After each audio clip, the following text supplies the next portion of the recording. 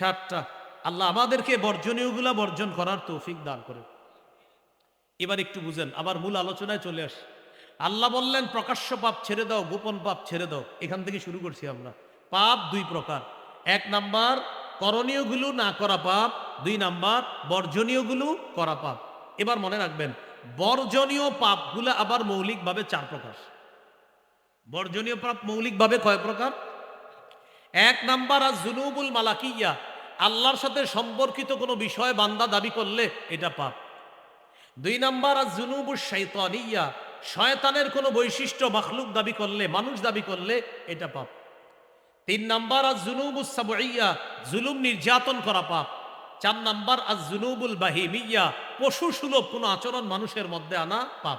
এই কথাটা একটু মন দিয়ে শোনেন। 4টা পাপ, বর্জনীয় পাপ মৌলিকভাবে 4 প্রকার। 1 আয-যুনুবুল মালাকিয়া, রবের সাথে সম্পর্কিত কোনো বৈশিষ্ট্য মাখলুক দাবি করা পাপ। যেমন আনা রব্বুকুমুল আ'লা, ফেরাউন বলছে আমি তোমাদের সবচেয়ে সম্মানিত রব। বলি নাউজুবিল্লাহ। বলেন তো এই জায়গায় রবের সিফাতটা মূলত কার? বলে না কার? এই মাখলুক ফেরাউন দাবি করছে, এটা পাপ, এটা বর্জনীয়, মানুষ দাবি করা পাপ। হাদিসে কুদসির মধ্যে আসছে আল কিবরিয়া উরিদাই, বরত্ব আমার চাদর, অহংকার আমার চাদর, অহংকার আমার চাদর। আল্লাহ বলেন আমার চাদর নিয়ে টানাটানি করবা না। মানুষ যদি অহংকার করে এর মানে হলো আল্লাহর চাদর নিয়ে টানাটানি করা, এটা পাপ, এটা নিষিদ্ধ। 2 নাম্বার আয-যুনুবুশ শাইতানিয়া, শয়তানের কোনো বৈশিষ্ট্য মানুষ দাবি করা পাপ। যেমন হিংসা করা। قال رسول الله صلى الله عليه وسلم إياكم والحسد فإن الحسد يأكل الحسنات كما تأكل النار الحطب। নবীজি বলেন হিংসা থেকে বাঁচো। হিংসা এমন এক পাপ যেমনি ভাবে আগুন কাঠকে জ্বালিয়ে দেয়, হিংসা নেক আমলকে খেয়ে ফেলে। আগুন যেমন কাঠকে খেয়ে ফেলে, হিংসা নেক আমলকে খেয়ে ফেলে। একটা গুরুত্বপূর্ণ কথা মনে রাখবেন, সেটা আমার সাথে একটু বলেন। বলেন হিংসুক হিংসার আগুনে প্রথমে সেই জ্বলে। হিংসুক হিংসার আগুনে বেশি জ্বলে ওই। আরেকটা মনে রাখেন, বলেন হিংসুক নিজের ক্ষতি করে হলো অন্যের ক্ষতি করে, এর কি বলা হয়? হিংসুক। যেমন একটা উদাহরণ নেন, এক অন্ধ ব্যক্তি আল্লাহর কাছে দোয়া করছে, আল্লাহ আমার চোখগুলো ফিরিয়ে দেন। তো আল্লাহ তার দোয়া কবুল করছে, ফিরিয়ে দিছে, মনে করেন তার দোয়া কবুল করে। এবার আল্লাহ তাকে অপশন দিছে, তুমি আমার কাছে কিছু চাও, যেটা চাইবে এটাই দিব। সে বুদ্ধি করে বলছে আল্লাহ আপনি আমার এমন একটা যোগ্যতা দেন, আমি আপনার কাছে যেই দোয়া করব সেটাই কবুল করবেন, এই যোগ্যতাটা আমারে দেন। তাহলে আল্লাহ চাইতে বলছে আর এমন এক জিনিস চাইছে, তো আল্লাহ তাআলা মনে করেন তাকে সেই যোগ্যতা দিয়ে দিছে। শর্ত হলো ওই ব্যক্তি যেই দোয়া আল্লাহর কাছে করবে সেই দোয়াটা আল্লাহ কবুল করবে, সাথে সাথে তার পাশের জনের জন্য আল্লাহ ডাবল কবুল করবে, আর ওর জন্য সিঙ্গেল কবুল হোক। এখন ওই ব্যক্তি দোয়া করে আল্লাহ আমার একটা গাড়ি দেন, ওর হয় একটা, পাশের জনের হয় 2টা। তাহলে পাশের জনেরটা হইতেছে ফ্রি, দোয়া আমার। আল্লাহ আমার একটা বাড়ি দেন, ওর হয় 2টা, আমারও একটা। একদিন টেনশনে পড়ে গেছে, ঘটনা কি? আমার দোয়ায় ওর এত কিছু হবে, ঘটনা কি? শুরু হয়ে গেল ঝামেলা। এবার সে টেনশনে শুরু হয়ে গেছে। এই যে হিংসার আগুনে জ্বলা শুরু হইলো তার, বাস জ্বলতেছে, আমার দোয়ায় সে বাড়বে কেন? এই যে শুরু হইল। এবার একটা বুদ্ধি করছে যে আমার দোয়া তো ডাবল কবুল হয় ওর জন্য, এত নেয়ামত পাইছে আমার দোয়া। এবার বুদ্ধি করে একটা দোয়া করছে, আল্লাহ আমার একটা চোখ নিয়ে যান। বুঝেন নাই? তাহলে পাশের জন্য কয়টা যাবে? চিন্তা করছেন? এরে বলে হিংসুক। হ্যাঁ, একটা দিয়ে চলতে পারবে, সে যে আমার একটা ক্ষতি হোক, কিন্তু ওর 2টা যাক, এরে বলে হিংসুক। তাহলে হিংসুক নিজের ক্ষতি করে হলেও অন্যের ক্ষতি করে। আপনারা পাশাপাশি 2 জন দোকানদারি করেন, কোনোদিন হিংসা করবেন না। আরেক দোকানদারের কাস্টমার 5 জন, ওই সময় আপনার দোকানে হয়তো কাস্টমার নাই, আবার আপনার দোকানে কখনো 5-6 জন কাস্টমার, তার দোকানে থাকবে না, এটাই ব্যবসা, হতেই পারে। আরেকজনের দোকানে যখন কাস্টমার থাকবে আল্লাহকে বলবেন আল্লাহ তার দোকানে আরো বরকত দেন, আমার ভাইয়ের দোকানে আরো বরকত দেন। এই যে দোয়াটা করেন, ওরে জানানো দরকার নাই, আপনি বলতেছেন আল্লাহ তার দোকানে আরো বরকত দেন। আপনার কাঁধের এইখানে একজন ফেরেশতা তখন আল্লাহকে বলে আল্লাহ ও যে তার ভাইয়ের জন্য অদৃশ্য গায়েব থেকে দোয়া করলো, সেই ভাই এটা জানে না যে ওর ভাইয়ের বরকতের জন্য দোয়া করছে। আল্লাহ আমি ফেরেশতা তোমার কাছে দোয়া করলাম, ও তার জন্য যে দোয়া করছে, আমি ওর দোকানের জন্য এই দোয়াটা তোমার কাছে করলাম। তাহলে কি শিখলাম? আমি আরেকজনের জন্য দোয়া করলে আমার কাঁধের কাছে একজন ফেরেশতা আল্লাহকে বলে, আল্লাহ আপনি তার জন্য দোয়াটা অনুরূপ কবুল করেন, ওর জন্য যে দোয়াটা করছে আল্লাহ, আমি ফেরেশতা ওর জন্য আপনার কাছে এই দোয়াটা করলাম। তাহলে বলেন তো, হিংসা না দোয়া? আরেকজনের ভালো দেখে হিংসা না দোয়া? দোয়ায় কি লাভ হবে? ওর বরকত হবে, আবার আপনারও বরকত হবে, আবার আপনার জন্য ফেরেশতা দোয়া করবে, আল্লাহ এই বেচারাকে আপনি ওটা দান করেন, ও তার ভাইয়ের জন্য যে দোয়াটা করছে, আমি ফেরেশতা তার জন্য আপনার কাছে এই দোয়াটা করলাম। আজকে থেকে আমরা হিংসা করব না, বরং আরেকজনের নেয়ামত দেখলে, উন্নতি দেখলে তার জন্য দোয়া করা যে আল্লাহ তার আরো নেয়ামত দেন, তার নেয়ামতে আরো বরকত দান করুন। ঠিক আছে তো ইনশাআল্লাহ? তাহলে এইগুলো 2 নাম্বার। হিংসা করা ইবলিসের বৈশিষ্ট্য, এটা মানুষের মধ্যে না, এটা পাপ। 3 নাম্বার আর যুনুবুস সাবউইয়া, জুলুম নির্যাতন করা, দখলদারি করা, চাঁদাবাজি করা পাপ। দুর্বলের উপর আক্রমণ করা, সূরা হুদের 113 নম্বর আয়াত, 12 পারা 13 নম্বর পৃষ্ঠা, সূরা হুদ 113 নম্বর আয়াতে আল্লাহ বলেন, ওয়ালা তারকানু ইলাল্লাযীনা যালামু ফাতামাসসাকুমুন নার। তোমরা জালেমদের প্রতি ঝুঁকে পড়ো না, তাদের অনুরুক্ত হয়ে যেও না, আগুন তোমাদেরকে স্পর্শ করবে। এই আয়াতের ছোট্ট একটা ব্যাখ্যা হলো, জালেমের হাজারো জুলুম ভুলে যাও না, তার 2-4টা ভালো কাজ দেখা। ব্যাখ্যা, জালেমের হাজারো জুলুম ভুলে যেও না, তার 2-4টি ভালো কাজ দেখে উন্নতি আর উন্নতি। কথার কথা, আপনি হাজার জুলুম ভুলে গেলেন, এই যে হাজার জুলুম ভুলে আপনি বললেন উন্নতি আর উন্নতি, আয়াতের ব্যাখ্যা হলো জালেমের হাজার জুলুম ভুলে গিয়া তার 2-4টা ভালো কাজের প্রশংসায় বন্যায় ভাসিয়ে দেওয়া, এটা জালেমের সমর্থন করা। মনে রাখবা, আগুন তোমাকে স্পর্শ করবে। আল্লাহ কে স্পর্শ করবে? বলেন না কে? আগুন, আগুন, হ্যাঁ আগুন। এই জন্য আমাদের দেশে এখন জালেমদেরকে মাফ করার হিরিক চলতেছে, জালেম মাফ করে দেওয়া। জালেমকে মাফ করা, মাজলুমের উপর আরো জুলুম করা। কি ঠিক বুঝেন নাই? জালেমরে মাফ করবে কে? মাজলুম। আরে মাফ করবে কে? সুবহানাল্লাহ। জালেম জুলুম করছে, আপনারে মাফ করি আমি। কি এক এমএলএম পদ্ধতি! জালেম মনে করেন জালেম জুলুম করছে, ওনারে মাফ করি আমি, এটা হইল?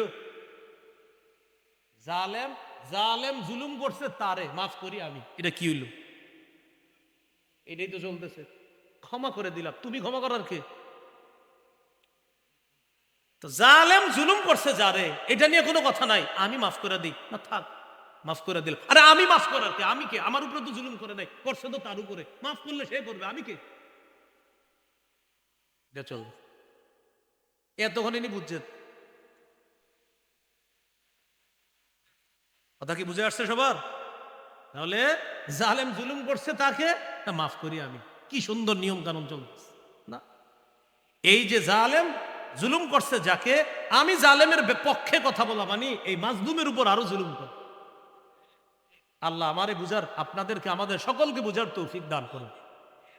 আমাদের এই দেশে আল্লাহ আল্লাহ প্রদত্ত শান্তি নাজিল করেন, আল্লাহ আল্লাহর পক্ষ থেকে শান্তি নাজিল করেন। আমাদের দেশে একজন ইসলামী শাসক আল্লাহ কায়েম করে দেন। আমাদের প্রতিটা এলাকা এলাকায় আল্লাহ তাআলা ইসলামী মূল্যবোধে বিশ্বাসী প্রতিটা দায়িত্বশীলকে আল্লাহ কায়েম করে দেন। এই জন্য আমিন বলার পাশাপাশি আমরাও চেষ্টা করতে হবে, 4 কাজের যোগ্যতা রাখে 10 গুণে গুণান্বিত একজন ব্যক্তিকে আমাদের এলাকা, আমাদের ওয়ার্ডের, আমাদের থানার, আমাদের জেলার, আমাদের বিভাগের, আমাদের রাষ্ট্রের দায়িত্বশীল বানানো। এটা দোয়া করা। আল্লাহ আমাদের সকলকে দোয়া করার তৌফিক দান করেন। আর নিজেরাও কি করা চেষ্টা করো, নিজেরা কি করা চেষ্টা করো। তাহলে 3 নাম্বার, আর যুনুবুস সাবউইয়া, দখলদারি করা, জুলুম করা, নির্যাতন করা, দুর্বলের উপর আক্রমণ করা, এটা পাপ। 4 নাম্বার, আর যুনুবুল বাহিমিয়া, পশু সুলভ পাপ। এটা কেমন? কুকুর রাস্তাঘাটে যা করে, মানুষ যদি এটা করে, এটাকে বলে জিনা। কি বলে? তো জিনা করা এটা কি? পাপ। আমাদের দেশে ইসলাম সম্পর্কে অজ্ঞ একদল নারী 318 পৃষ্ঠা ব্যাপী একটা নারী বিষয়ক সংস্কার কমিশন বানিয়েছিল। এটা আমাদের দেশের প্রধান উপদেষ্টা বরাবর জমা দিয়েছে। এটার মধ্যে একটা দাবি হলো এদেশের যৌন কর্মীদেরকে শ্রম অধিকার আইনে শ্রমিকের মর্যাদা দেওয়া। যৌন কর্মীদেরকে শ্রম অধিকার আইনে শ্রমিকের মর্যাদা দেওয়া মানে কোরআনের 18 পারার 9 নম্বর পৃষ্ঠা সূরা নূরের 2 নম্বর আয়াত অস্বীকার করা। কোরআনের আয়াত অস্বীকার করলে ঈমান থাকে না যায়? সূরা নূরের 2 নম্বর আয়াতে আল্লাহ বলেন, আয-যানিয়াতু ওয়াজ-যানি ফাজলিদু কুল্লা ওয়াহিদিম মিনহুমা মিআতা জালদা।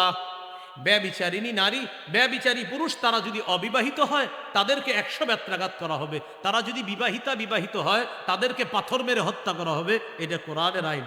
আর এই আইনের পরিবর্তে চাওয়া হলো কি? শ্রমিকের মর্যাদা দেওয়া। এই আইন পাশ করা মানে আমাদের দেশের মুসলমানকে জানোয়ার বানানোর চেষ্টা করা। আল্লাহ আমাদেরকে হেফাজত করেন। একটু একটু বাকি আছে। 4 নাম্বার কি? পশু সুলভ পাপ। কিছু পশুর পাপ আছে যেটা পশু করলে পাপ না, কিন্তু আমি আপনি করলে পাপ। যেমন, এটা একটু মন দিয়ে শোনেন। গরু আজকে রাতে খাইছিনি? গরু বলেন খাইছে? গরু খাইছে না? আচ্ছা, গরু রাতে ঘুমায়নি? গরু রাতে এসা পড়ে? বলেন, গরু এসা পড়ে? আচ্ছা, আজকে রাতে মুসলমানের মধ্যে অনেক মুসলমান খাইছে? আচ্ছা, ঘুমাবেনি? এসা পড়ছেন পরে নাই এমন মুসলমান আসেনি? তাহলে আসেন, গরু খাইলো, গরু ঘুমাইলো, গরু এসা বলল না, মুসলমান খাইলো, মুসলমান ঘুমাইলো, মুসলমান এসা বলল না। এবার আসেন, গরু ফজর পড়বে? আচ্ছা, ওই মুসলমান ফজরও পড়ল না, গরু নাস্তা করেনি সকালে? ওই মুসলমানও নাস্তা করলো। এখন আমারে বুঝান, এটা কি গরু নাকি মানুষ নাকি গরু? গরু মানুষ না মানুষ গরু, কোনটা? না না, আমি বলছি না গরু, আমি বলছি কে কোনটা। তাহলে আজকে থেকে নিজেরে পরীক্ষা করবেন। এইভাবে যে দেখেন, আমি এসা বললাম না, গরুও এসা পড়ে নেই। আমি রাতে খাইলাম, গরুও খাইলো। আমি ঘুমাইলাম, গরুও ঘুমাইলো। আমি ফজর বললাম না, গরু ফজর বলল না। আমি নাস্তা খাইলাম, গরু নাস্তা খাইলো। ইন্না লিল্লাহ। গরু নাস্তা করলো, গরু ঘুমাইলো, এসা বলল না, ফজর বলল না, আমিও বললাম না। তাহলে আমার আর গরুর মধ্যে পার্থক্য কোথায়? আল্লাহ বলেন, না বালহুম আদল, তুমি ওইটার চেয়ে আরো নিকৃষ্ট। প্রিয় ভাইয়ারা, এইভাবে নিজেরই হিসাব নেন প্রতিদিন। আল্লাহ আমাদেরকে বোঝার তৌফিক। কষ্ট নেন নাই তো কথা নাই না, এটা বাস্তব কথা। গরু তো খায়, গরু এসা পড়ে না, গরু ঘুমায়, গরু ফজর পড়ে না, কথা সত্য। এই জন্য আপনি প্রত্যেকে নিজের দেখেন যে আমি যদি এরকম করি, নাউজুবিল্লাহ, এটা ঠিক হলো না। হ্যাঁ, গরুর হিসাব দিতে হবে না, আমার হিসাব দিতে হবে। গরুর কি করতে হবে না? হিসাব। ওর পাপ হবে না, না আমার পাপ হবে। এটাকে বলে আয-যুনুবুল বাহিমিয়া, পশু সুলভ পাপ। যাক, মূল আলোচনা আবার চলে যাই। প্রথমত, পাপ কয় প্রকার ছিল? 2 প্রকার। করণীয়গুলো ছাড়া পাপ, বর্জনীয়গুলো করা পাপ। বর্জনীয় পাপ ছিল আবার 4 প্রকার।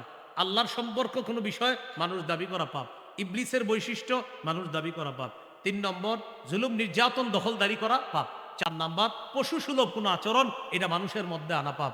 সর্বশেষ কথা, বড় ছোট হিসাবে পাপ 2 প্রকার, যেটা ছোটবেলা থেকে শিখতি। কবিরা গুনাহ, সগীরা গুনাহ। সূরা নিসার 31 নম্বর আয়াতে আল্লাহ বলেন, ইন তাজতানিবু কাবাইরা মা তুনহাউনা আন নুকাফির আনকুম সাইয়্যাতিকুম ওয়া নুদখিলকুম মুদখালান কারীমা। যদি তোমরা কবিরা গুনাহ থেকে বাঁচো, আমি খুশি হয়ে তোমাদের সগীরা গুনাহ মাফ করে দিয়ে সম্মানের জায়গা জান্নাতে প্রবেশ করাবো। এই হলো আজকের আয়াতের আলোচনা। ওয়াদারু যাহিরাল ইসমি ওয়া বাতিনা, তোমরা প্রকাশ্য গুনাহ ছেড়ে দাও, গোপন গুনাহ ছেড়ে দাও। আল্লাহ আমাদের সকলকে প্রকাশ্য গোপন গুনাহ বর্জন করার তৌফিক দান করেন। পাপ সম্পর্কে আমার একটা কিতাব আছে, পাপ। কিতাবের নাম কি? পাপ। প্রথম খণ্ড প্রায় 300 পৃষ্ঠার বেশি, দ্বিতীয় খণ্ড 300 পৃষ্ঠার বেশি, মোট 600 পৃষ্ঠা 2 খণ্ডে। কিতাবের নাম পাপ। পাপ 1, পাপ 2। প্রথম খণ্ডের আলোচনা প্রায় 130টার বেশি পাপ নিয়ে আলোচনা। দ্বিতীয় খণ্ডের আলোচনা পাপ থেকে বাঁচার প্রায় 60টার বেশি উপায়, যে এই উপায়ে পাপ থেকে বাঁচতে পারেন। আপনারা লাইব্রেরিওয়ালাদেরকে বললে, কিশোরগঞ্জে যে কোনো লাইব্রেরি বলবেন, ওদেরকে বললে অর্ডার করে এনে দিবে ইনশাল্লাহ আপনাদেরকে। আর মিম্বরের আমানত তো আছে 1 থেকে 10 খণ্ড, এটা অনেকের কাছে আছে। পাপটা এটা নতুন বের হয়েছে, কারো প্রয়োজন হলে আমাদের ড্রাইভার ভাইয়ের কাছেও আছে, ওনার কাছ থেকে নিতে পারেন। ওনার কাছ থেকে একটু সুলভ মূল্যে পাবেন হয়তো, ওই অন্যদের খরচ বেশি, ওনার এখানে হয়তো খরচ একটু কম, সেই হিসাবে ওনার কাছ থেকেও পাইতে পারেন। যদি 2 খণ্ডই থাকে, 2 খণ্ড নিয়ে নেন। আর কারো যদি মিম্বরের আমানত লাগে, সেটাও নিতে পারেন। 1 থেকে 10 খণ্ড মিম্বরের আমানত আছে কিনা আমি জানি না, যদি থাকে এটাও সংগ্রহ করে নিতে পারেন। ওই 1 থেকে 10 খণ্ড, সেটা আবার আমাদের ব্যক্তি জীবন ঘটনের আলোচনা, প্রায় 10 খণ্ডে 2000 পৃষ্ঠার বেশি আলোচনা। তো যাদের প্রয়োজন হবে ওনার কাছ থেকেও নিতে পারেন। আজকের আলোচনা থেকে আল্লাহ আমাদের সকলকে করণীয়